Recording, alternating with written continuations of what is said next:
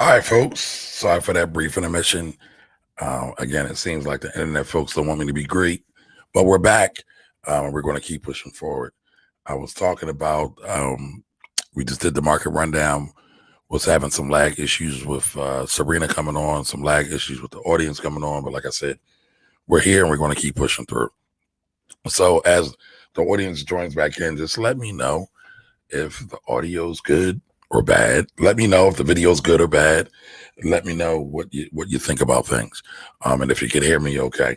All right. And do me a favor, just share out the new broadcast. And I'll do that as well as everybody starts to come back into the room and we get this party going again. So how do I sound now, y'all? Do I sound any better? Am I still choppy? Am I still laggy? Again, I apologize for this. I don't have any control over these things. The internets, the interwebs, social media, they all have a mind of their own. Hey, Tiffany, how you doing? Happy Saturday. Welcome to the Finance Rebel Show. This is our wealthy conversation. Don Johnson's here. All good on the set. Okay, perfect. So, all right, it looks like we're good to go this time. Tiffany, how do we sound? Go CP&G. How are you? Welcome. Good day. All much wealth to you and yours. Yeah, I like that. I need all those blessings, sir. Thank you much. Good on this end, Tiffany. Yeah, we gotta take a little brief intermission, y'all. I don't know if y'all were on or saw, but everything was real laggy. Everything was real delayed. My special guest today is Serena Moore Thomas, who's going to be talking to us about micro federal government contracts. And it was just everything was just really, really delayed. So it wasn't making for a good experience. All right, cool. We sound good. All right, great. So give me 2 seconds. I'm going to share this out. So everybody can see it. Today we're going to be talking about federal micro contracts, and we're also going to be talking about my forward position, right? So y'all know I have my Cash App. Yes, Small Business Saturdays today. Y'all know I have my Cash App portfolio, and I talk about forward. And so we got on the topic of forward the other day, and so I'm just going to share, what I did with forward, how I'm making out with forward, because a lot of people have talked a lot of trash to me about forward, asked me why I would buy forward, and so we want to take a quick look at that, and then we're going to jump into Serena, and she's going to tell us what new offering she has. Like I said, she is the queen of all federal micro contracts, and she's going to give us a good word today. So is that better now, Serena? That is awesome. You All sound right. good. Yes. Now, yeah, it was no delay because, we always going back and forth. It's like rapid fire. And I was sitting there and like, did she hear me? Right. Nope, it's perfect now. Right. Hey, Katisa, how you doing? So, Katisa, I sent you Serena's link the other day, but now I have her here with us live and direct. So we're definitely going to get into some federal micro contracts as well. And I'm going to talk about something real quick, not to delay this any longer. And I guess I won't have a chance. My social media is messing up on me. It seems like when I go live, I can't share my broadcast. I don't know why. I haven't figured out why. I don't know if it's a setting or something I'm doing wrong, but I just won't share this. So it's just us, y'all. It'll be nice and intimate and cozy. But do me a favor. Y'all know I'm always looking to improve and increase the quality of financial education in our community. So share these out so people can get a good word today. All right. So, all right, we're going to talk about my forward position in my Cash App portfolio. Y'all know I share my positions and my thoughts and comments and strategies around what I'm doing for Cash App, with my Cash App portfolio. Now, listen, you only need $1, right, to start investing in the stock market. And a lot of times people will go to places like your favorite coffee shop that's international and spend at least $5 at a time. But nobody ever stops to think, well, you know what? Can I take that $5 and then become part of the ownership structure? Can I take that $5 and now get a piece of equity? So I'm not just spending my money that's going down the drain, right? The coffee's good. The danishes are good. All the pastries are good. But once you eat them, they're gone. You won't get anything from them. But What you can do is you can take that dollar, $5, and start to begin investing into the company. Y'all know the company I'm talking about. And actually, I'll say it is Starbucks. That was kind of one of the companies I kind of use as an example when I say, if you need a way to start beginning to invest, looking for ideas, start investing in what you know. And so I said, well, I go to Starbucks quite often. Matter of fact, me and Serena have had a couple of meetings at Starbucks, right? Because it's just convenient. Yeah. But instead of, again, and you're spending a minimum of usually $4 to $5 every time. So I said, hey, instead of just giving all your money to Starbucks, maybe go a week, make coffee at home, and then take that money you save from going to Starbucks and buy some of their stocks. Because now with the advent of fractional share buying through platforms like Cash App and Mm-hmm. M1 and a few others, you can now again buy the stock. So y'all know I'm always pushing that. I'm always promoting that because listen, nobody gets wealthy, rich, lives lavish by being purely a consumer. Right. You have to own some things. You have to invest. You have to start a business. You have to save, right? These are all the basic tenets of all people rich and wealthy. But somewhere along the line, we got kind of confused because we think it's all simple, easy, and fun.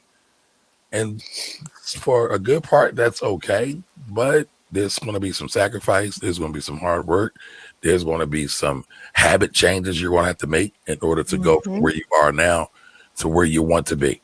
Now, listen, if you don't want to be there, if you want to be broke, busted, and disgusted, I'm cool with that too. Whatever you want to do, I'm all right with because it's not my place to judge. However, if you want to do something better with your money, you're in the right place because that's what we're going to talk about.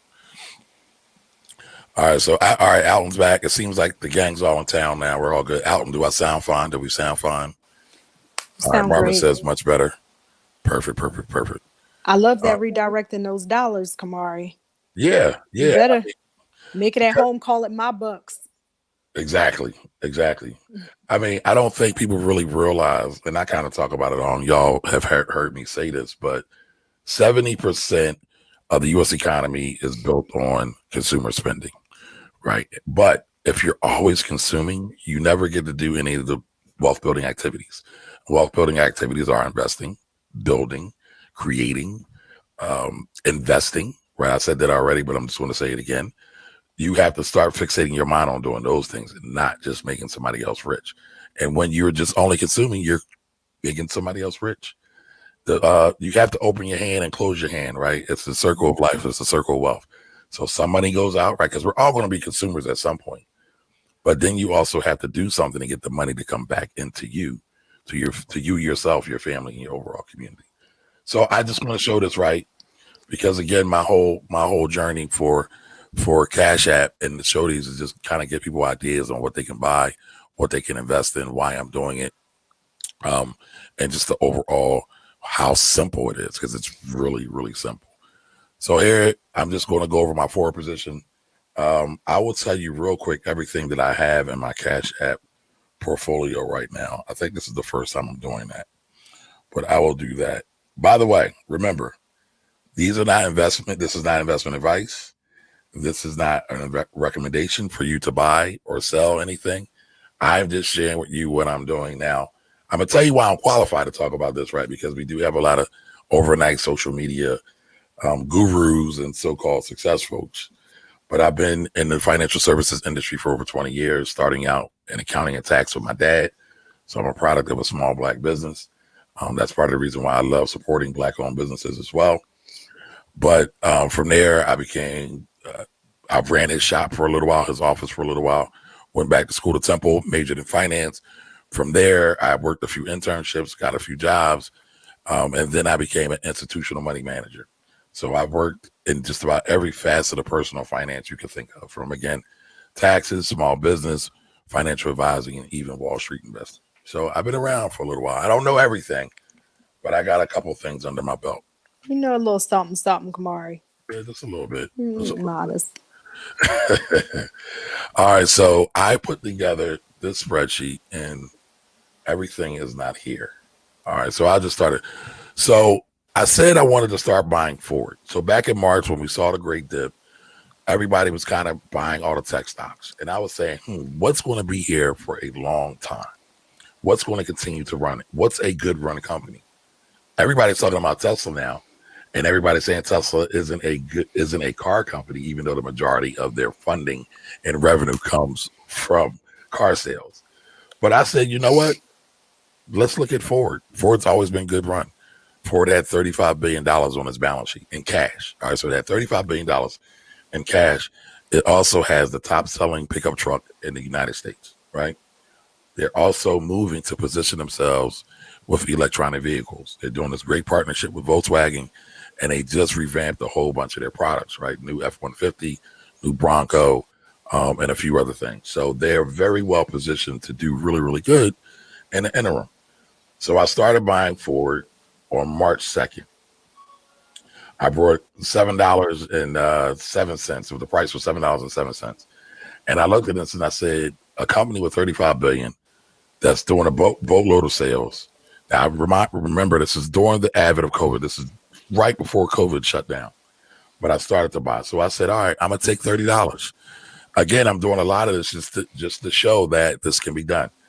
Many of us have $30 just kind of laying around that we might use on going out to eat or some other kind of frivolous transaction. So I said, let me take $30. So on that, the price again, the stock price was $7.07. I bought 4.24 shares. All right. March 5th, I had another $20 laying around in my Cash App for whatever reason. Stock price was $6.75. But again, brought another $20. That was 2.96 shares. March 11th. Now you're noticing I'm going like almost every week or every other week. March 11th, I brought $50 worth. I saw the price go down to $5.90. Remember, this is in that height of the crash. I brought 8.46 shares. Again, I took another $50, right? I had another $50 laying around on the 16th of March. I brought another $50 worth for $5. So I'm seeing the cost go down. Now, there's a concept called DCA, and DCA stands for dollar cost averaging. So again, dollar cost averaging. Somebody type in the chat DCA or dollar cost averaging just to let me know that you're getting all this and you're following along with me. So on the 16th, I brought 9.98 shares, almost 10 shares. If I would have added like another 50 cents, I would have had 10 shares. I don't know why I didn't do that. I guess I wasn't thinking. But I had $50 and I said, you know what? I'll just throw this $50 in there. I'm not doing anything with it. All right. I took a couple of weeks off. On April 22nd, I had $25 and I said, let me buy some more. I saw the stock price of Ford at $4.80. Now, again, I'm Whoa. dollar cost averaging, but I'm dollar cost averaging down because I know it's going down. But I'm going to tell y'all, I'm not scared at this point because, again, Ford is a major multi-billion-dollar company. All right. So I said, you know what? I'm going to keep riding this train. So I took $25 and I bought 5.21 shares. All right. May 1st, I took another $50 and the stock price again was at $4.97. All right. So I got 10 shares that time. Now, I don't know why this is kind of going off the screen for some odd reason. Let me do this. Let me stop this real quick. I'm not sure why it's doing this. It should give me the whole thing. Kamari, why is their stock so low? Well, their stock so low is because they got hit by COVID. And so everything during COVID, you know, everybody's expecting the worst, right? No car sales are really going to transpire, go down. The world shut down. Everybody was in a panic. That's why we're seeing oil prices fall so low. Because again, nobody was going out through air, trains, planes, and automobiles. Nobody's using that. Nobody's even really using that now. But Right. for whatever reason, you know, Ford got hit. Now I saw this happen before in '08. And Serena, I think we knew Yeah. each other in '08. I think Yeah, we, because I bought my Cadillac off the lot. I bought my Escalade off the showroom floor in a week because I got it for nothing. I'm so serious. I did. you know what? I remember when you got that. You called me about that. Yeah, I I sure remember that. did. I Yeah, was I like, oh, remember that. should I do it? I was about to buy a Hummer. I was buying everything big because everybody was just sitting on their hands. Nobody was buying cars. And I walked in that joint, bought it right off the lot. Demo model too. Super Nice. deal. Yep, I remember. Yeah. That was a nice vehicle. That was a nice vehicle. Yeah. Um, hmm. For some reason I messed this up, y'all. Let me see something real quick. Maybe I can make this smaller. Give me 2 seconds, y'all. Well, I know you're not giving investment advice, but while you talking, I just bought some in my Cash App because I got a couple dollars in there. All So right. Yes. Yes. This is not investment advice. I get it. I Please, get it. please, please consult your investment advisor, your tax advisor before you buy or make any transactions. But it's That's all his good. disclaimer, y'all. I understand that totally. I'm just saying my phone is in my hand and I'm buying some Ford right now because But how easy was it, Serena? Was it easy? well, yeah, I mean, I have a couple things in here. Like, I do have Starbucks. I do have Apple on my Cash App. I got a And couple. and let me guess. So you got an Apple phone. I see you got an iPhone. I got an Apple everything. Let's be very clear. So you basically you're investing in what you know. And I mean, people Yes. have been talking about Apple forever. Warren Buffett says Apple is the best run company in the world. And you said, well, hey, I'm giving them all my money. I might as well be able to get some opportunity to make some of my money back. Yeah. Yeah. Now my gains are like, 0.73. I'm That's all not right. doing. But I'm yeah, so while you're yes, it's super easy on Cash App to do that. So that's why I'm listening and like, okay, look, I got an extra $20 in here.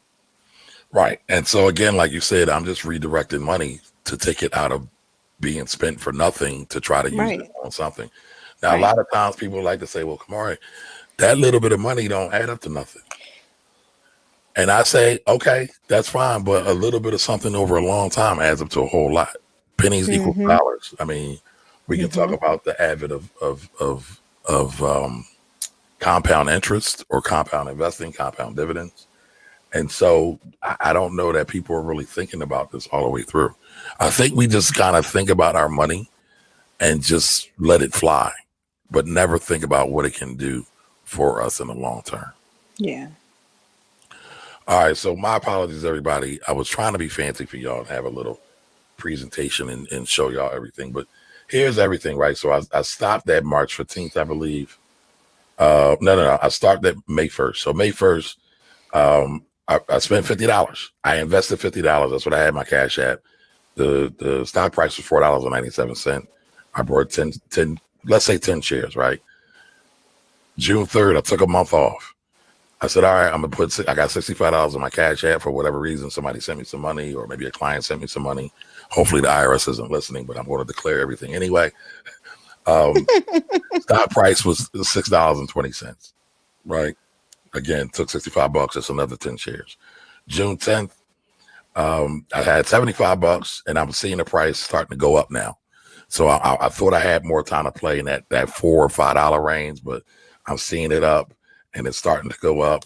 Um, so I had $75. The stock was at 686. I bought another 10 shares. June 11th, I had $100. I said, you know what? I want to do this because my goal, y'all, my goal was to get 100 shares. Now, 100 shares is called a lot. Not a lot, but like a lot. LOT. 100 shares in investing is called a lot. All right. So you have round lots and you have odd lots. So I wanted to have a round lot. Now, again, that's 100 shares. And so June 11th, spent $100. The stock was at 615. I'm like, all right, cool. I'm gonna keep buying. Now, again, I wasn't worried that the stock price was fluctuating so much because it already had hit rock bottom, and the fundamentals of the company, again, the revenue of the company hadn't really changed that much. We had the stoppage. I knew that was going to be short term. I'm not going to sit here and lie and say I knew exactly when car sales were going to come back because nobody could know that. But I had a good feeling that they had 35 billion in cash and that they would be able to survive the pandemic and navigate. And they've been able to do that. All right. And so then my last purchase to round out my goal, to finish my goal, was on June 24th. The stock was $6.07. All right.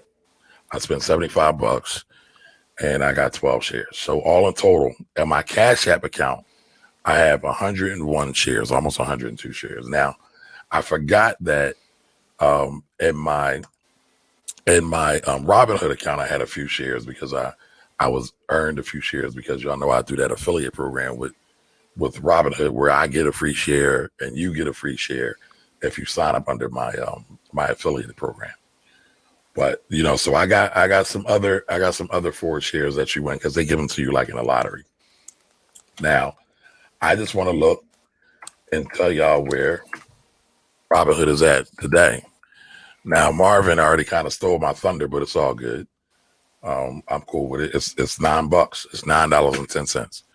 So where could I put my money, except for maybe another stock, right? But where could I put my money and made that amount of return on that money in that short period of time?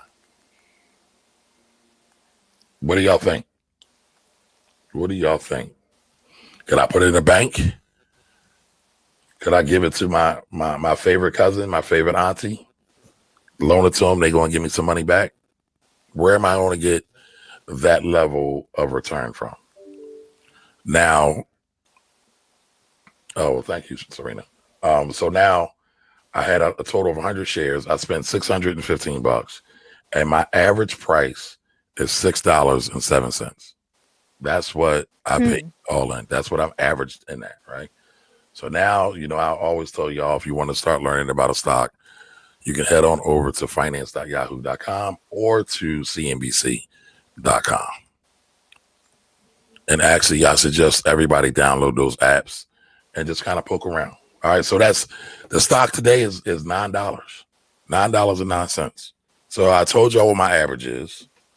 It was $6.07. I told y'all what it is. So what does anybody know how to calculate the rate of return? So that's roughly a $3. I made $3.02 on each one of those stocks. So it's roughly $300, right? So we're not talking about get rich, but I made again $3 on each one of those shares. Where am I going to do that at? If I would have just gave all my money to Starbucks, would I've had that opportunity to make that money? Not from drinking it. As I lift my cup and yeah, because I'm a Starbucks queen. But right. Now, I don't know. Did anybody do any calculations? Have you calculated the rate of return? So since March on my Ford, I made roughly 50%. Now, again, I am not making a recommendation for you to buy or sell. This is not investment advice. I'm just sharing with you my experiences. All my broadcasts are for entertainment and educational purposes only. Right. More education, right? Because I'm not that funny to entertain y'all. Right. But so I made a 50% rate of return on that. Now, I got a lot of flack, y'all. People were like, why would you buy Ford? That makes no sense. Now, y'all know I talked to y'all a lot about herd mentality. I'm a rebel because I've always been able to go left when other people are going right. Sometimes that's right. Sometimes that's wrong. Sometimes you should go right when everybody else is going right. But the thing for me is to be able to think outside of what everybody else is doing. And listen, we all get caught up in herd mentality some way, shape, or form because we're all humans at some point. But you got to be cognizant of it, y'all. So again, people talk trash about me, and it's fine. They were like, Ford's trash. But the proof is in the pudding. And at the end of the day, when I'm going through this, right, it's like, I'm going to use this analogy, and I know Serena's a married woman, right? We're both married, and they always say, keep your business at home, right? Because when you go tell everybody else your business, they're looking at you like, well, why are you still with this person? Or this person isn't ish. But they're adding more stress onto the situation. So that's why I don't talk a whole lot about my positions, because I don't need y'all coming to me saying this is good or this is bad. I'm fine with it, right? However, I'm going to keep my business in house, right? And then Kamar, go ahead. oh Serena. no, I didn't mean to interrupt you like that mid sentence, but we have the same we have the very same philosophy. Like anything that I teach, anything that I tell, I don't tell you what to do. I tell you what I'm doing. Right. Okay, that's it. Now, if you decide to do what I'm doing, that's on you, but I'll make you repeat it back. Let me tell you what I'm doing. Now, what did I say I'm going to tell you? What what I'm doing. And then that way, so I don't have any, even in the stuff that I teach, I don't have like, let me show you how you can do, like, no, let me show you how I have. Right. And then whatever you can glean, just take that, as advice. Or not as advice, I'm sorry, as just, what you get to see inside of what what somebody else is doing, and then you can make your own judgment and ultimately your own decision. So Right. that's the best place. But this is helpful. This is so helpful because yeah, because you're doing it and you're showing what exactly what you did. Now I decided to pick up my phone and follow what you're doing because that's what I wanted to do. Right. But we live in a very litigious society. And Oh yeah. I'm be totally honest with y'all. Like, and Serena talks about this. I met Serena when I was a financial advisor. And so I couldn't necessarily talk about investing or my thoughts about it. I think I told you all a story about how I almost got fired because I wrote an article for Seeking Alpha back in the day. Out, and I think you pulled that. Somebody pulled that article up years ago or a while ago that I wrote years ago, right? But I almost got fired for that. So I've always kind of had a passion to teach, right? So, and going to Serena's point, I'm showing you what I'm doing, but there are times where I'm just purely in advisement role, and I'm looking at your situation, comparing it to what I've gone through, comparing it to my education, and then giving you advice. So, not every time do I have experience, like actual first world knowledge experience of doing a thing. However, I've 99.99 times out of 100, I have some experience through working with someone, right? So I don't get to do everything myself, but I get the benefit of what I've done over the years is I got to learn from other people. So for example, Serena is in contracting. I have not gone through contracting, but I probably know more than your average person about federal contracting because I've had several clients, including Serena, who have participated in federal contracts. Same thing for real estate. Now, I have owned some real estate in the past, but I have one client who's a developer. I've never developed a piece of property, but I kind of know the process from Mm-hmm. ground up, from laying the foundation and the concrete to actually getting the permits, to getting the renderances and all of that. So I understand it more. So in my job or in my profession, I kind of get to kind of cheat a little bit. Mm-hmm. But for that cheating, I always try to, pay it forward and give it back to everybody else. And I don't even do the same level of advisement before because I hate the compliance of it. So when y'all hear me give those disclaimers, that's because of my compliance training, Right. because people always want to sue us. And I get it now because not busting on Serena, but people will follow my trade or follow something I said without doing any research at all. Serena's a Mm-hmm. little different because she's more savvy than your average. However, I get people that have never met me, don't know me, ain't seen me in flesh and blood, and will just Mm-hmm. do what I say to do. And it's like, but you don't even have a real source for this, a real context for this. So I'm Right. always scared by that a little bit because my intention is never to mislead anyone. But that's forward, y'all. That's forward. So listen, I encourage everybody to continue to invest. Look in the stock market. I know everybody is hot to try about tech stocks, but listen, look at these other companies that will be here during the pandemic, after the pandemic, when the next pandemic comes. Look at some of those because there are opportunities there that you can take advantage of. While everybody's looking at that little shiny object over there to the left, look at the dull thing on the right. So that's it. That's all I got, y'all. Let me know if y'all have any other questions about the forward position. I'll start to talk more about some of my other positions in my Cash App. I told you I would share everything I have in there. Let me do that real quick. But I really want to talk to Serena about what she has going on. But this is what I have. So I have Ford, I have Starbucks, I have an ETF called XLE, which tracks the energy sector. I have GE. I kind of brought GE on a fluke. I have Health Peak Partners, Health Peak Properties. I told you I've been looking for some REITs, some non-retail REITs, REITs that I feel that would do good. So Health Peak Properties is a REIT that specializes in medical services and medical nursing homes. So I have a little bit of Amazon. I have Nike, and I have VT. And VT is kind of like it's just a world ETF. It's a total Vanguard ETF. So it's like the S&P 500. Now, y'all know I always talk about my Apple shares, right? Because I did that as a example. So I brought $2 worth of Apple, and I'll just get this to you real quick. I brought $2 worth of Apple. I brought $1 January 13th, and I brought another $1 September 25th. That's now worth $2.56. So again, I did that as an example, not to make money off of it per se, but as an example to show that you can take $1, you can take two, and you can multiply that. Now, We are living in very, very uncommon times. Everything Hmm. is going crazy right now. The performance that we're having right now may not be the performance we're having next year. However, over the years, stocks tend to do really, really well. So that's all I got. If y'all got any questions, throw it in there. But Serena, let's talk. Let's chop it up. You done moved on me.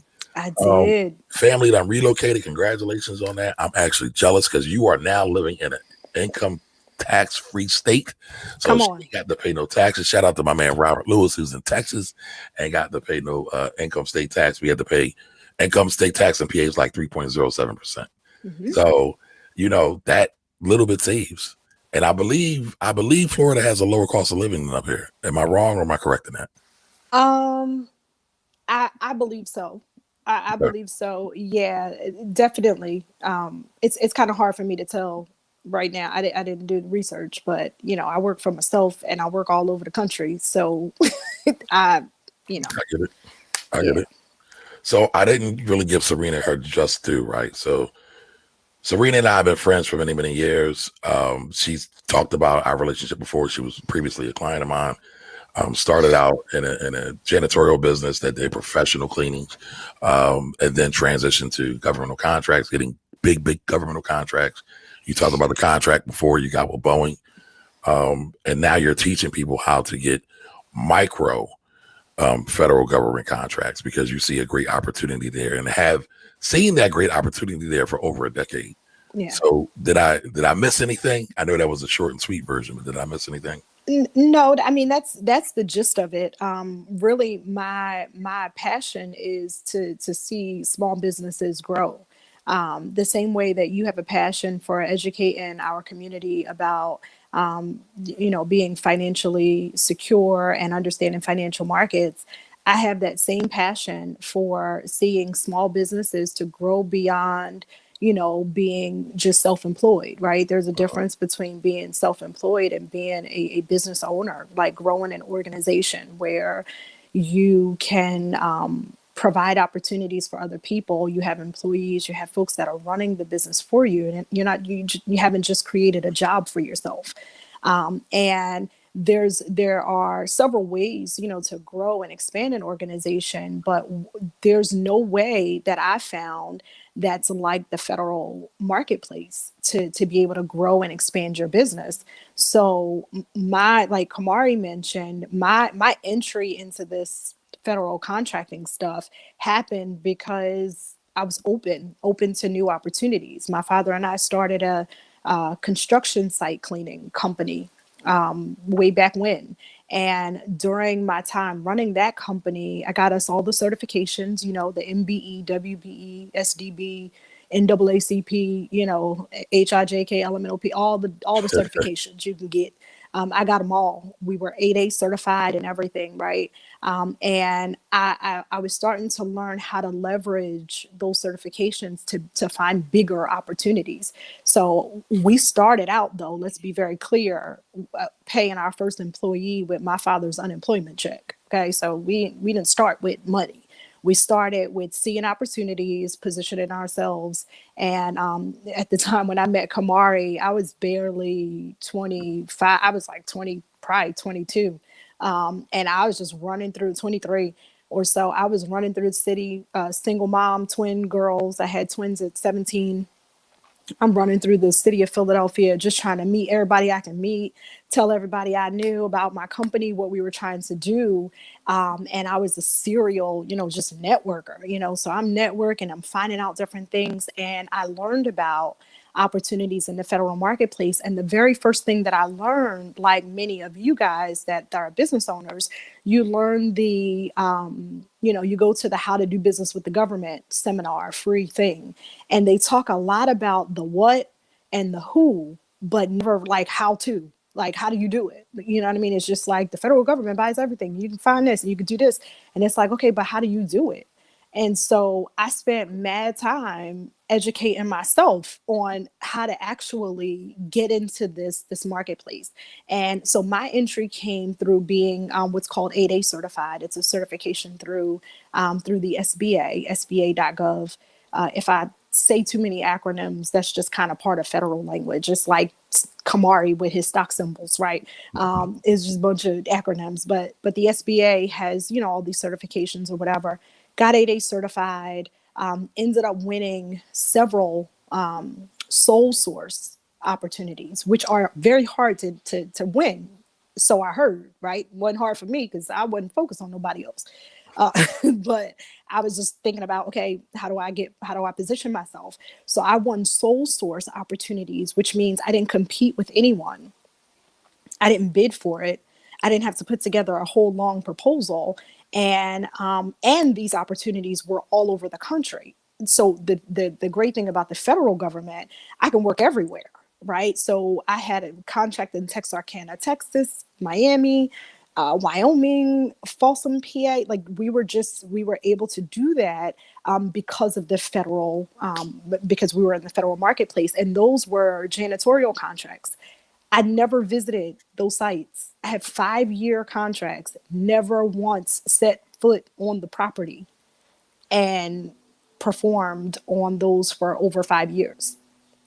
So that was my like, oh, wait a minute.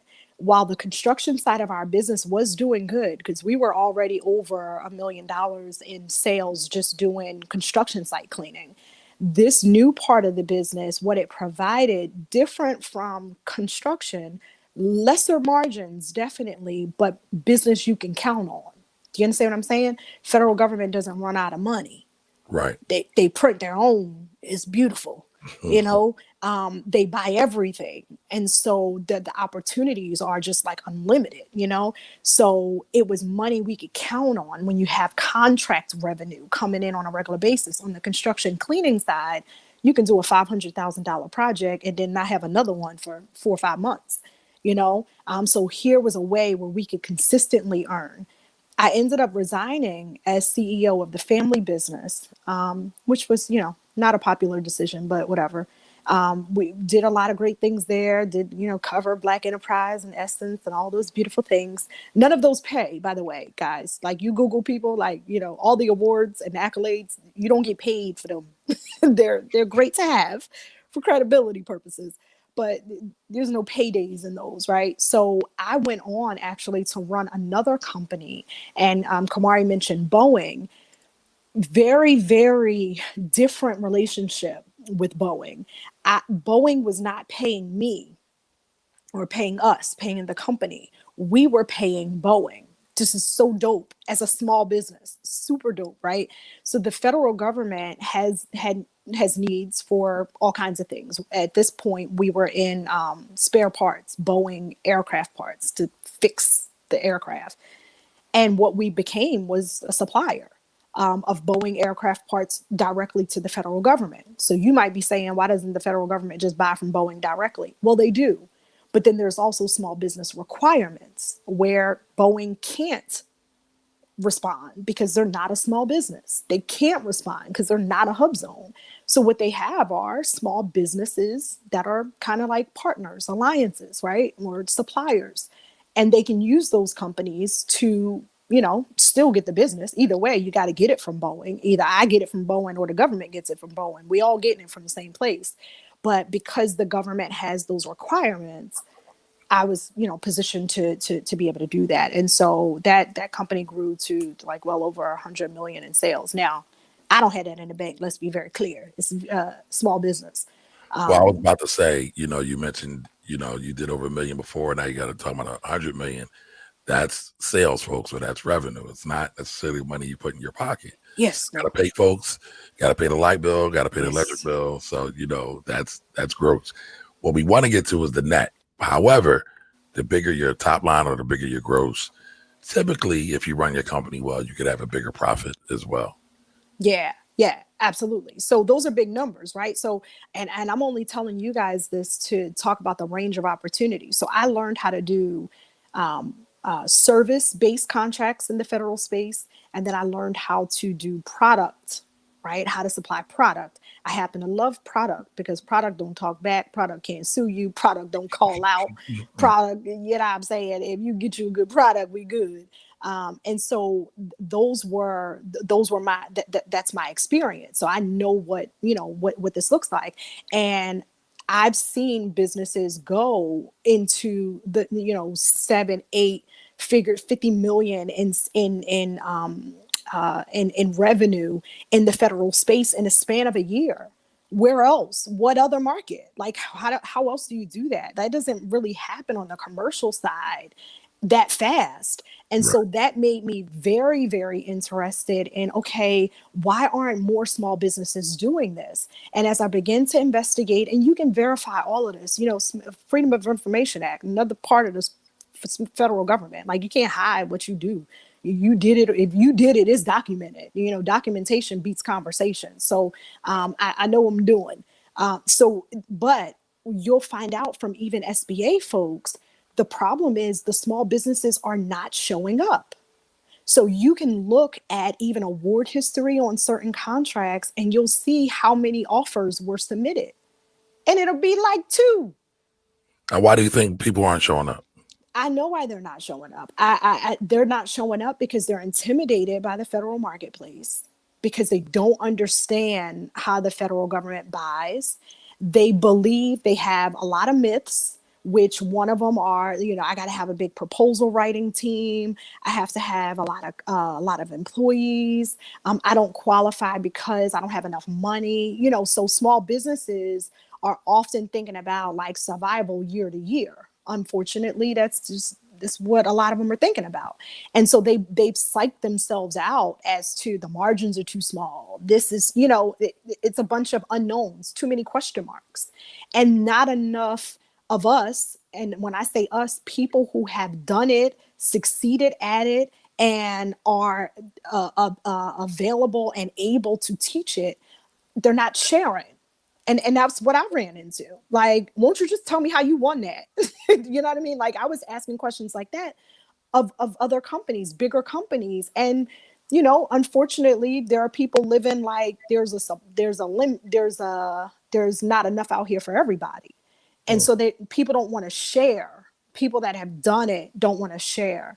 And so that's why I started doing these seminars, showing small businesses how to do this, and calling Kamari 1,500 times. Like, Kamari, are you kidding me? They're buying Rich Dad, Poor Dad today.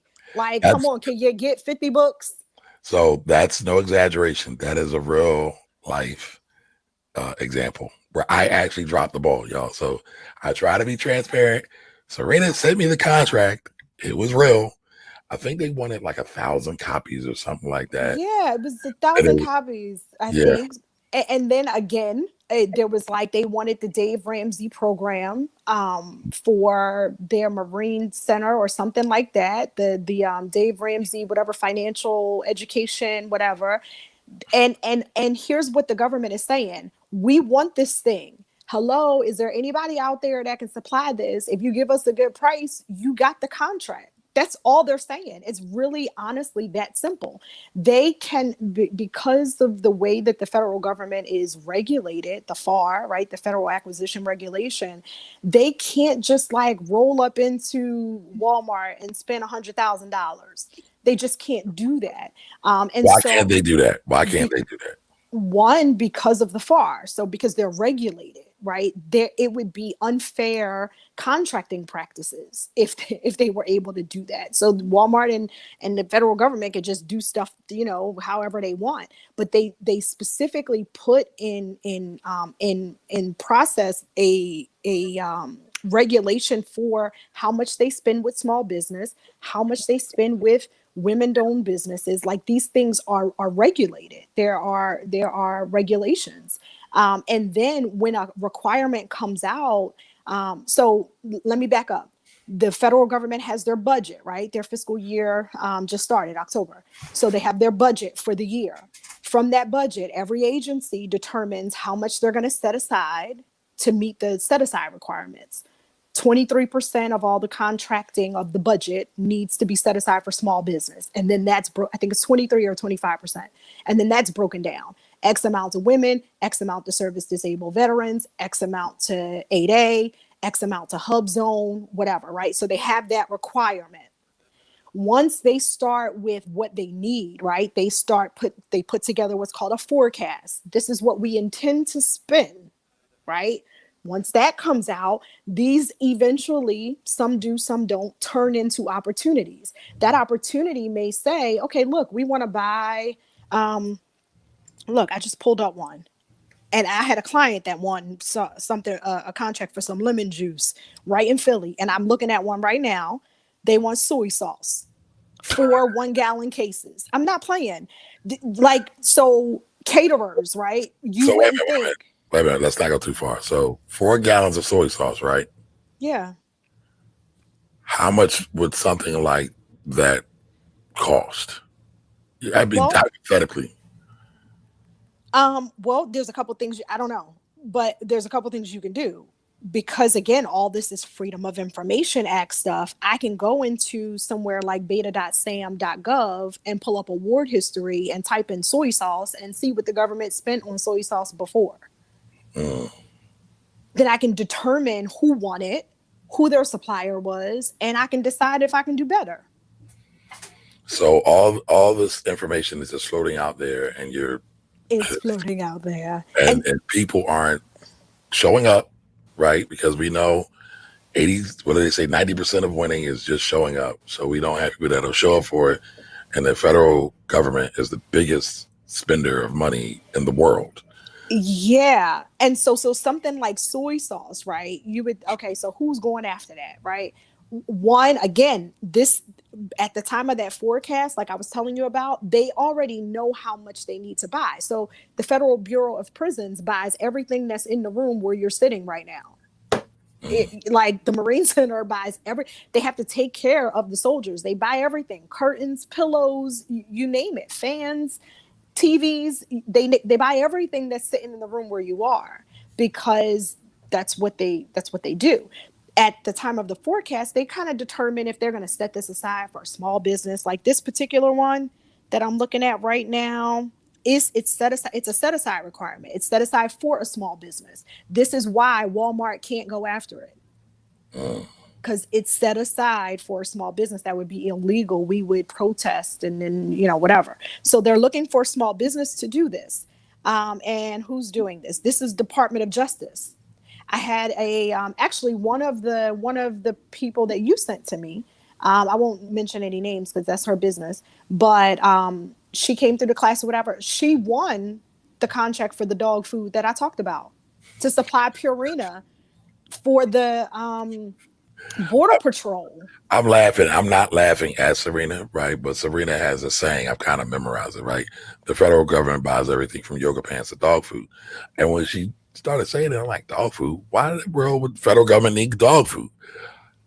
Wasn't thinking about Border Patrol or any of the other drug stuff or DEA or anything like that. And here is another living example where I dropped the ball, y'all. Yeah, Just being honest. again. So and she had that little extra sauce. Y'all heard that, right? So I mean, but I deserve it. I deserve it. But again, this and the reason why I talk like that is because this speaks to why small businesses are not pursuing, because they're not thinking about the dog food or the curtains they're thinking, I don't do missiles, I don't do transportation, I don't do construction. They're thinking about all the all the things that they don't qualify for, but haven't once said, okay, what do I qualify for? My clients that I coach with, like I have clients that I work with one-on-one. One, he has a transportation company. They do very well, several million in sales, do really well, but he also owns trucks, right? His trucks need fuel. He has fuel accounts. We've already talked about the strategy of him supplying fuel. Because, I mean, me and Cassandra have done that before. He can supply fuel. Shout out to Cassandra, by the way. Oh yeah. We're working on something right now. But he can supply fuel. Now that's something he uses in his business. But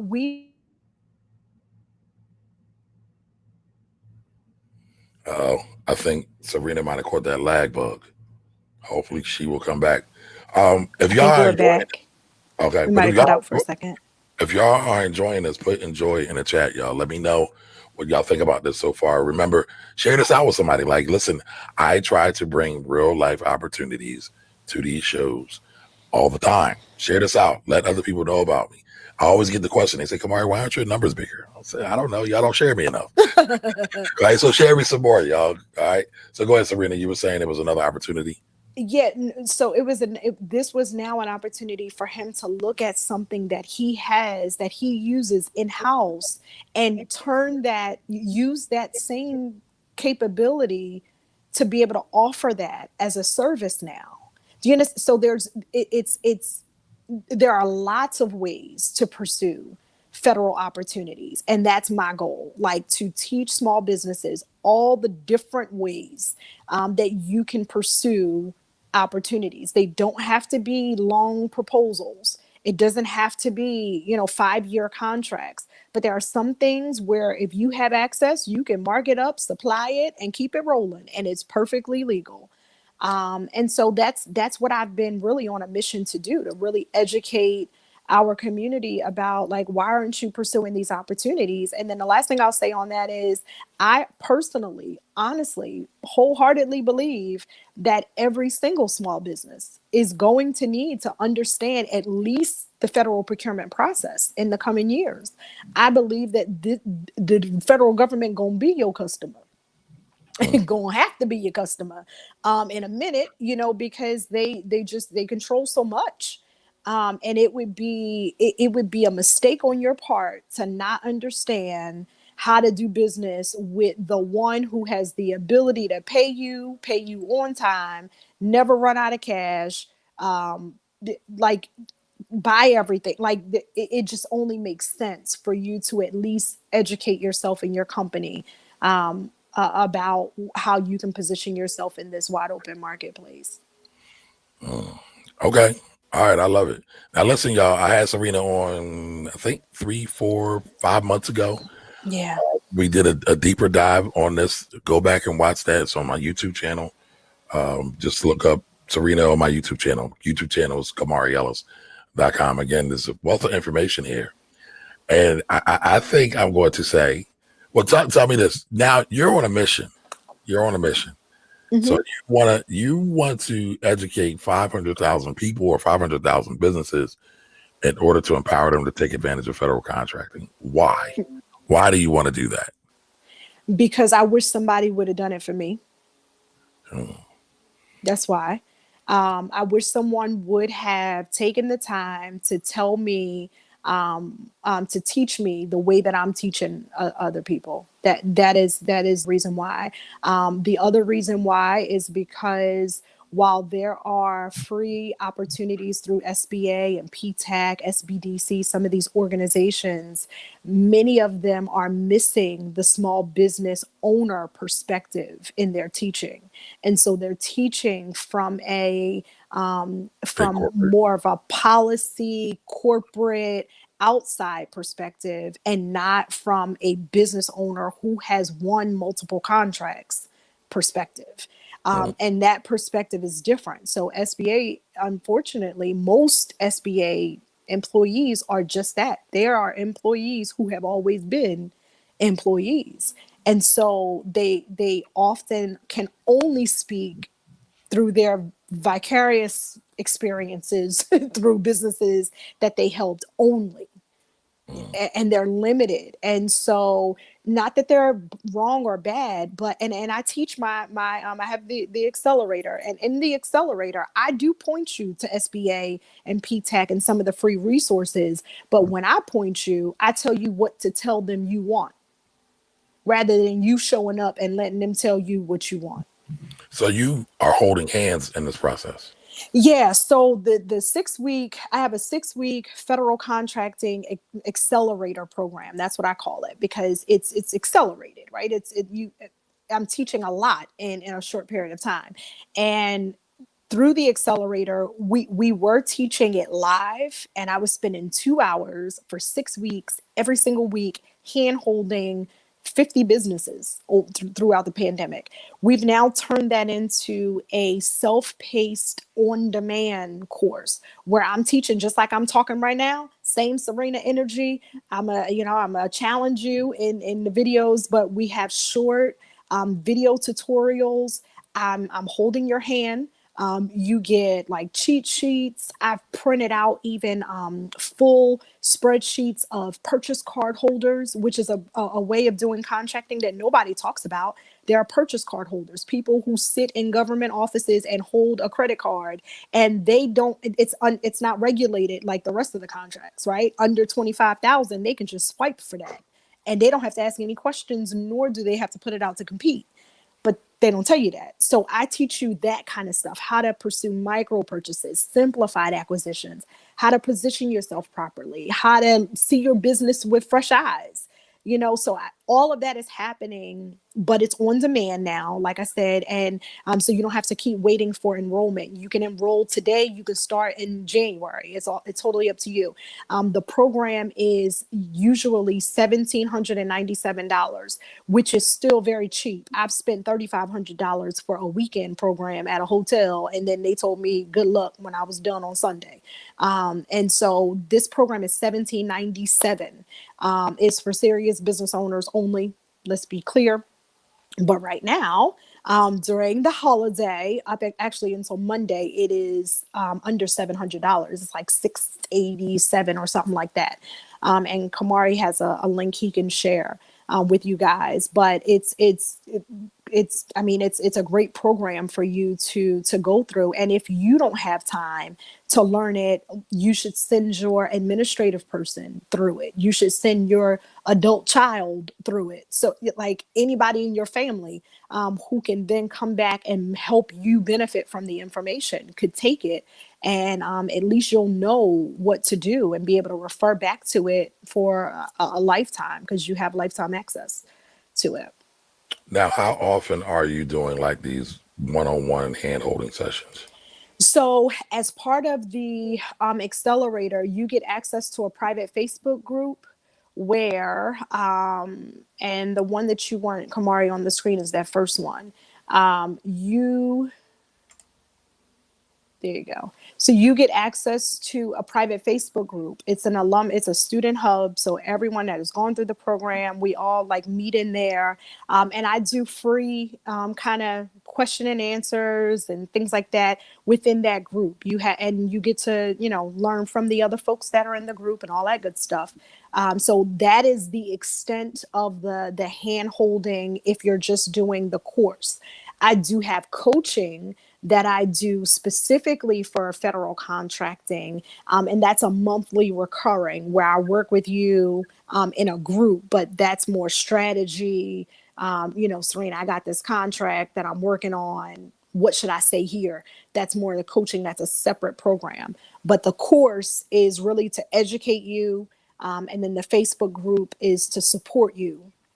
And then our events, that we host from time to time, also kind of help you along the way. Okay, that's dope. Now, I got a question to ask. Mm-hmm. How do you pay for it? Not your course, but how do you pay for? Well, let me ask this: do you need to set up a separate company? Do I need to have a line of credit already set up so I can do these purchases? Like, what do I have to do with all that? All of that is answered actually on that same page you were on. There's a frequently asked questions section. So make sure you guys go there. But in terms of you setting up a separate company, it's totally and completely up to you. Can your construction company respond to the soy sauce bid? Yes, actually you can. And most people don't know that. Yes, you can. You can. Does it mean that and all the requirements are different, right? So some requirements require that you have some past performance. Others, like the one that I'm talking about specifically, I know that they don't require past performance because there's nowhere to list your past performance. They just want a price. So the government does have some systems where all they want is price. That means it don't matter who's responding. You just got to be registered in SAM and you can submit a price. Wow. So in terms of taking my course, what I recommend, because I'm exposing you to so much of the landscape, I recommend that you take the course. And at any point throughout the course, you can decide on what you want to do. If you do have a company that's already established, it'll help you to go through the course material faster because I can I'm guiding you through, like, go here, register for this, register for that. But you don't have to have your business. You can take it and then make a decision on the type of business you want. All right. Can we do something fun real quick? Sure. Can we do a live role play? Because I saw something in the comments and I Okay. want to talk about it real quick. So my man Mark Daniels is out in Wichita, Kansas. And me and Mark kind of connect because I go to Wichita, Kansas every now and again, and he knows my Hmm. friend that's out there. Hmm. Uh, but he says he said he's found that food is a harder entry point. Hmm. So Mark does cheesecakes. He has a cheesesteak facility, um, uh, a brick and mortar out there where he sells cheesecakes, and I heard they're pretty good. Hmm. Is there an opportunity to sell cheesecakes to the federal government? Here's what I would tell Mark: you need to be thinking about more than cheesecakes.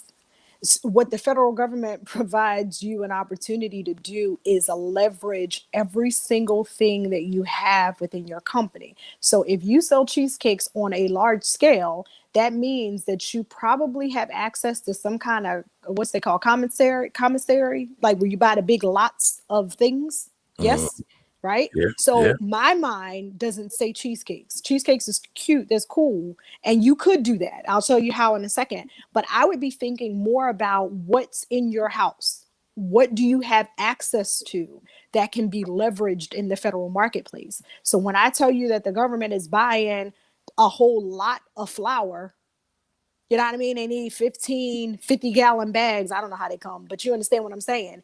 If you have access to a supplier who is willing to give you terms, net 30 on getting this flour, and you supply the flour because that's something that it's a relationship that you're leveraging, that to me makes more sense. So that's one thing. Okay. Now, the other thing is food is going to be difficult as a direct contract. You're absolutely right. And it's going to be difficult because of the obvious. Where you making this stuff at? Did how we know you're not doing this out your kitchen and we all gonna be sick? So there's so many things to consider, which is why I would be looking less at supplying your direct food thing and more at the supplies that you use. They buy kitchen equipment. So who do you get your equipment from? Do you have an account with them? Can you use that account to supply to an agency? You see what I'm saying? There are, and then here's another thing. There are subcontracting opportunities. There are companies that get catering contracts, right? The Marines, the Army, all of them, when they have these gatherings for the families, the government buys all this stuff. They'll buy catering services for their events. Well, who's the caterer? You can be a subcontractor to them to do the desserts. There's a million ways we can work this thing out. right, right. All right, all right. One more Does that question. does that help? We can I think so because it's not always the direct thing. So a lot of it's times we not. think really linearly, and what I mean by linearly, y'all, is like A, B, C, D. Sometimes you got to think more for the conversation circular, right? So how do we go from A to Z, or how do we go to A to M, and then come from M back to C, B, and A? I did that off the top of my head, y'all. I ain't had the Uh-huh. chart up, Uh-huh. right? But in all seriousness, like sometimes the straight path isn't the only path, and I think a lot of times our educational system trains us to only think in linear fashion. And listen, linear thinking is needed at times, but sometimes it's not. You got to be able to see some of the color. Everything's not black and white. That's the thing. I'm so serious. I do a couple exercises within my course. That is the thing that has helped me to be set apart more than anybody else. My company, the Highmark Group, our tagline is "We see opportunity where others see obstacles." Point blank, period. And that's story of my life. Tell me how this can happen, and let me show you all 50 ways it could. Like Mm, that's just my natural superpower. And what I try to teach within the class, I have exercises that I take them through. Like I show them pictures and I say, tell me what you see. Tell me all of the opportunities that you see, and let's talk about what's not shown in the picture but we know is needed. mhm. You understand what I'm saying? So you have to, that's a skill, and that's something you have to have, especially when you're thinking about growing an organization. I'm not trying to create a job for myself forever. I'm growing an organization. This thing has to do without me. Right. I'm trying not to work. You know what I'm saying? Nah, I get it. I get it. I get it. All right, here's another question. Do you have to be 8A certified? So, and just so that you know, it's eight, the number eight and A, for the certification. And no, you do not have to. That is a set aside that positions you for different types of opportunities, but it's not a requirement, not at all. But it is a great certification to pursue, and most Black businesses qualify. It's specifically a business development program. It's the only one of its kind. And myself and my mentor Paula Watts, we've been trying to educate Black folks about this program for a minute.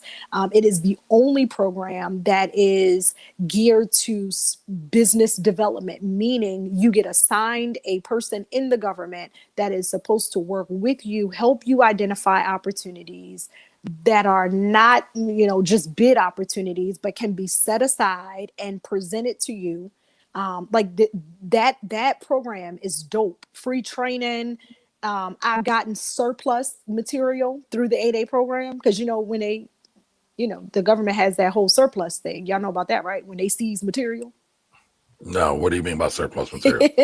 Surplus. So let's say a government office, a GSA office, or wherever, they close down, or they move, or they get new furniture. Where's that stuff go? It doesn't go in the trash. So it goes into what's called government surplus. It's a whole bunch, everything from vehicles to printers. It's surplus. As an 8A company, there are certain things that you qualify for. Like, I remember we were looking for, I think, laptops or computer equipment or something. And because I was 8A certified, we were sent the address to go to this warehouse where all this stuff was, to pick up. Like, I'm telling you, this thing goes deep. There's so much that you're not being told about. Well, So maybe now I'm thinking about this, right? Because I know you're not only 8A certified, and I know the program you're doing now does not require 8A certification. mhm. Well, I should probably have you back sooner than later to talk about 8A, why it's important, and just some top level things that you should be thinking about when you're going to proceed with that. But your program is not about 8A, right? You don't need Not at 8A. all. This is all micro federal contracts. Am I correct? It is the primary focus is micro purchases, which are purchases that are under $25,000. Okay, that's considered a micro purchase. So I focus on how do you identify purchases under 25,000, and then simplified acquisitions, which the threshold for simplified acquisitions is, I think, 150,000 right now. It's kind of different because of COVID. But you got to understand this: a micro purchase prior to the Trump administration was $10,000 and under. So no, sorry, it was 3,500. It was low, like $3,500 and under qualified as a micro purchase. During the Trump administration, they increased it to 10,000. That means you don't have to answer a whole lot of questions. Under 10,000, I could just swipe my card. So before it was 3,500. So what does that mean? It opened up a lot more money available that you don't have to do a lot of competing for. And then during COVID, that just kind of increased as well. So I show you how to focus on those lower level opportunities where there's less competition, easier point of entry. And simplified acquisitions, the same thing. That threshold totally changed 8 years ago, 4 years ago, and so those are opportunities that you should be considering too. You don't have to go in on a 10-year contract. It doesn't make sense as a small business.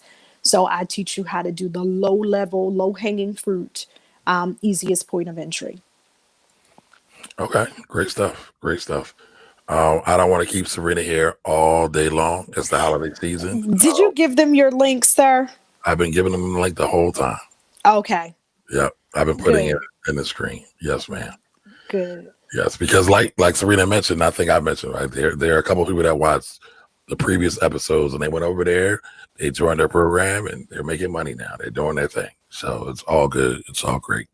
And like Kamari tells y'all too, let me just say this is not a get rich quick. It is on the front page of my thing. Don't play. This is not get rich quick opportunities. If you are looking for that, don't enroll in my program.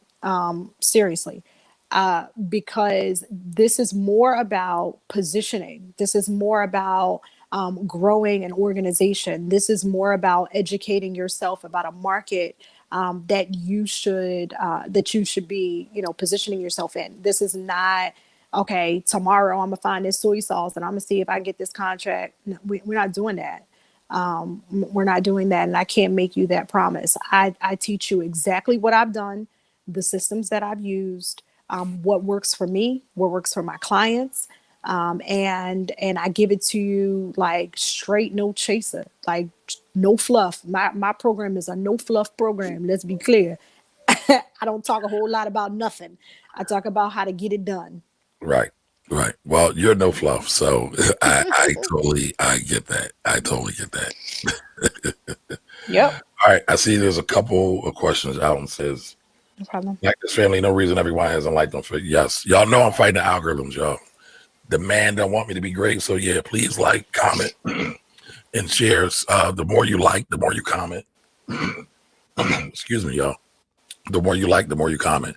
The more it tells the algorithms on these social media platforms that you guys are getting value from the content that we're putting out. So please like, comment, and share. Subscribe if you're on the YouTube channel. Please subscribe.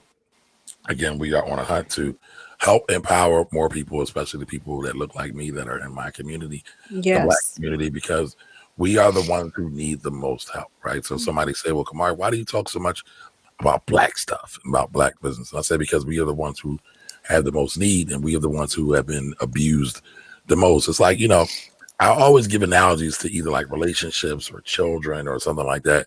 So if you see a child out of, let's say I have 3 children, right? So if one of my 3 children falls, I'm going to hug the one that falls. Now, that's just an analogy. More than likely, I'm going to say, get up. You all right? Let's go. We'll get you some ice cream later on. But let's get back to cracking. But Mm-hmm. point being is you want to give those who are in need the energy, the resources, and the love that they need so, they can participate and be their very best and operate at their God level abilities, their divine level abilities. So that's how I rock. I think y'all know that by now. So, but again, help me help more people. Help me help more people, y'all. So any other questions? Let's take 2 more questions if anybody has any, and then we'll continue on with our day and get busy. All right, Serena, so this is for you. Do you see anything with the new administration that may change any other processes? Um, yeah, yeah. And it's kind of early to say, but I think that one, the amount of opportunities, contract opportunities that will be set aside, small business, woman owned, minority owned, come on, the 3 B's is the flavor of the year. You understand that, right? Brown, black, and broke. That's the flavor, y'all, whether you want to admit it or not, right? So there are, I think there are going to be a ton of small business contracting opportunities as the new administration looks to revitalize our economy, right? Because again, that's where a lot of opportunities are. So I think that that's one. Two, we're already seeing some changes now. On the flip side of that, there are a lot of opportunities that are being bundled, right? So things that used to be like little small ones, they're bundling them together and making big contracts, which makes it a little bit more difficult.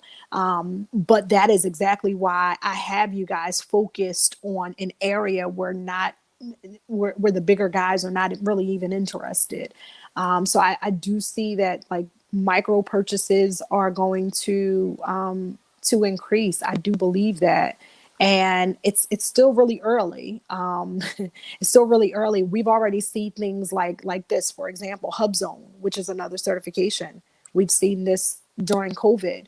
They now can governors can declare a hub zone based on the unemployment rate in a specific area.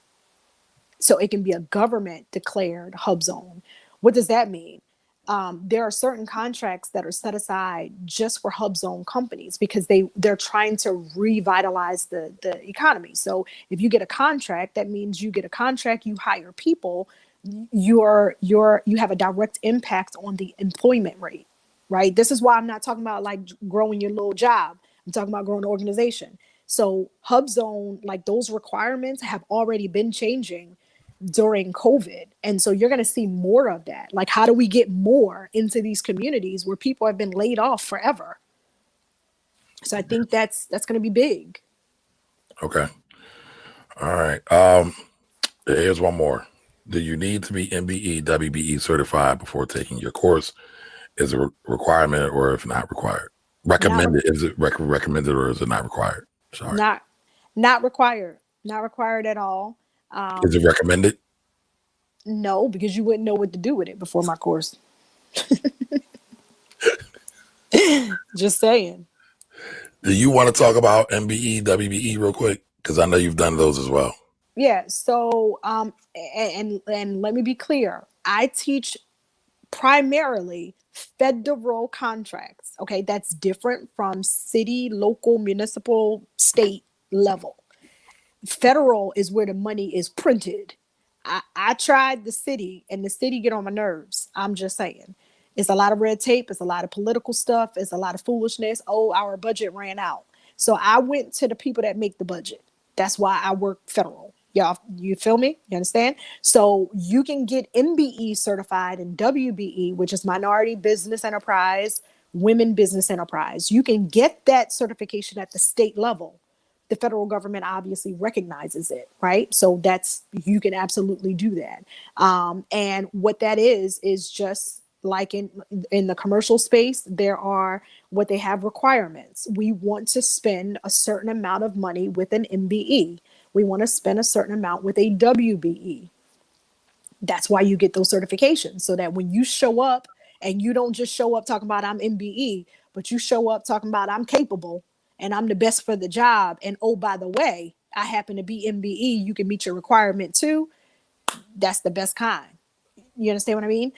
So that's what that MBE WBE thing is. I do recommend that you get it eventually, but what good is it to have it and not know what to do with it?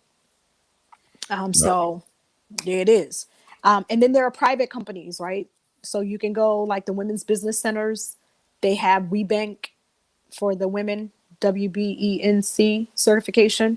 That's one you have to pay for, but it also certifies you as a women business enterprise and opens up doors to different opportunities.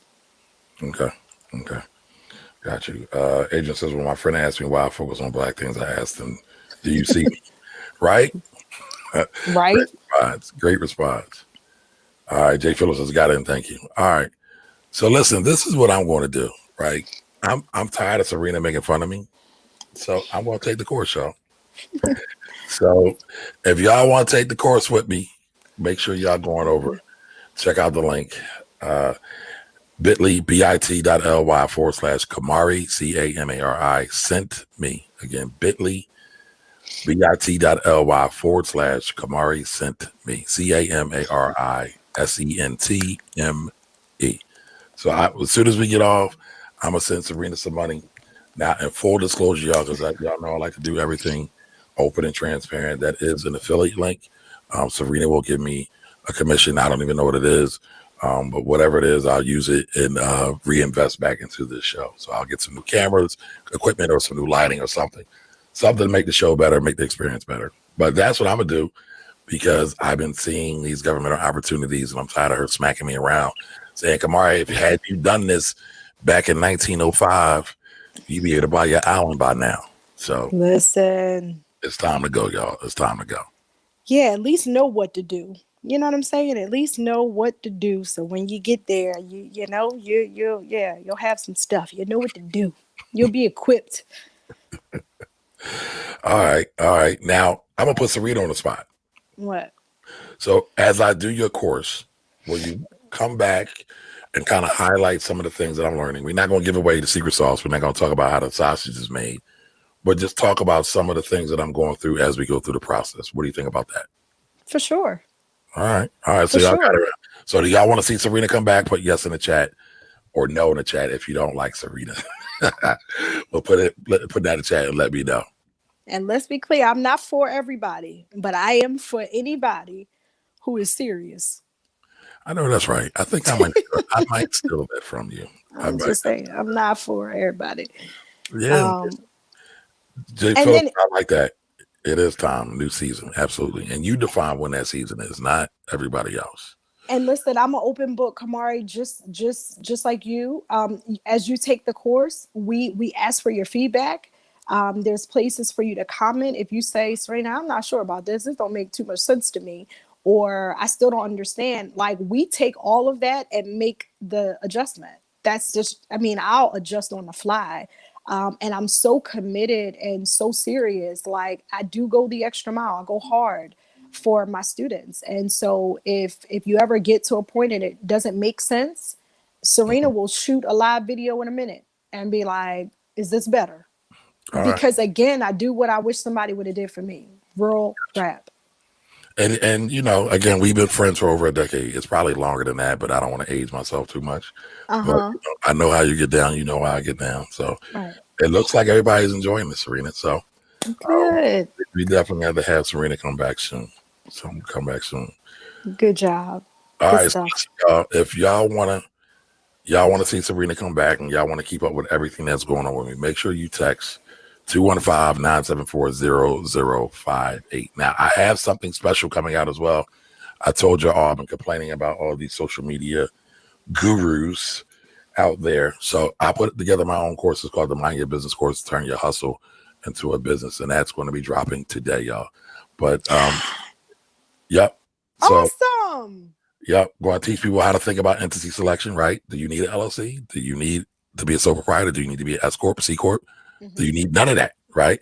How to keep your books together, and also what common tax deductions you should be looking for, right? Because a lot of people lose money, get in trouble because they don't understand what they should be doing with tax, with any of that. So that'll be coming out today. The program starts December 7th. And so we want to have a good time. I think I'm going to start doing a course or class every month, because I realized something, right? I can sit in here and I can complain about these quote unquote miscreants out Mm-hmm. here, or I could really get in there and put my offering out to the marketplace, because I'm not trying to brag, but I know all the stuff. I've been through all the stuff. I advise people on this stuff every day. So it's time to put my offer out to the universe as well.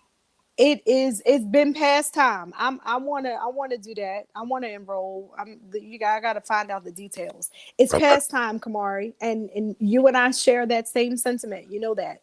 Yes, There yes, are a yes. lot of overnight successes. I didn't just start talking about federal contracting during COVID. Like, But this is that's why I bring you on, because I know a bunch of people that quote unquote say they do federal contracting, right? And you and I talk about this. It's like everybody flocks to these so-called crooks out there, but the people that who actually have the knowledge, they're not ignored. I'm not going to say they ignore it, right? Because if I say they ignore it, I would be dishonoring the people in the room that right now and that rock with me every week. But we're not the ones a lot of times people are seeking out, because we're not the flashy ones. We're not the ones with the Bentleys and the Lambos and showing our trips overseas. So yes, yeah. That's none. First of all, that's none of your business. I told my people on Instagram, don't be fooled by my followers. Jesus only had 12 and changed the right, world. You right, understand what I'm saying? But these right. people out here with 15,000 followers talking about nothing. Mhm. 15,000. Okay, you can have them. So Miss Edith, for Serena's program, no, she said you don't need an LLC. All You right. don't. If you have one, it'll be, you can go faster, but you don't have to. And if you don't have one, get one. It only takes a second. Now, normally I will be pushing back against that comment, but this Oh, is very specific because no, it's not you, I, Serena. for, I She's forgot. she's talking about doing business with the federal government, right? Remember, I tell y'all, context is everything, y'all. Context is everything. But them folks that's out here telling you that LLCs will get you a better tax benefit, most of them have no idea what they're talking about. Oh Now, yeah. again, Serena's is context. So no, you don't need an LLC to enroll in a program. No, Jay Phillips, I'm not trying to bankrupt anybody. I'm actually trying to help people save money and avoid heartache, and devastation with the IRS and any of these other tax organizations out here. But yeah, Again, text 215-974 215-974-0058 and get on my list and just stay in contact with me. I don't just send out stuff that I'm selling. I actually communicate with the folks that are in my community. So remember, and again, if you are interested in Serena's program, which you should be, I'm taking it. Remember to go back to bit.ly/Kamari sent me. All right, folks, everybody have a great Saturday. Enjoy yourselves. It's the holidays, y'all. I'm going to leave y'all with this two things, right? Earlier this week, I found out one of my aunts is on a ventilator due to COVID. Oh, Yesterday, my mom just told me that another one of my aunts has stage 4 cancer, right? Lung cancer. And I don't say all this for y'all to feel pity for me. I say all this to say family is important, y'all. It's the holiday yeah. weekend. Make sure y'all reach out, touch in with your family, check in with your family. Even if it's just a 5-minute hi. I don't care if you send a text. That's fine too. But just let people know that you're thinking about them and that they're loved. There's a lot of sad people out in this world. A lot of people that feel lonely. Just let them know that they're loved. That's all. And if we can spread a little bit more love, it'll help our community in so many ways you can't imagine. All right, everybody. Thanks you again. Thank you, Serena, for being on, taking some time to spend with me. I'm humbled that you came on. I'm humbled at everybody that's here. And you know, I will be back tomorrow. I will be back tomorrow with the Blackwell Project. Tune in at 7 p.m. We are going through Dr. Anderson's Powernomics Part 2 of the Powernomics episode. So I'll see you all later. Everybody have a great weekend. Bye-bye. Awesome. Thanks.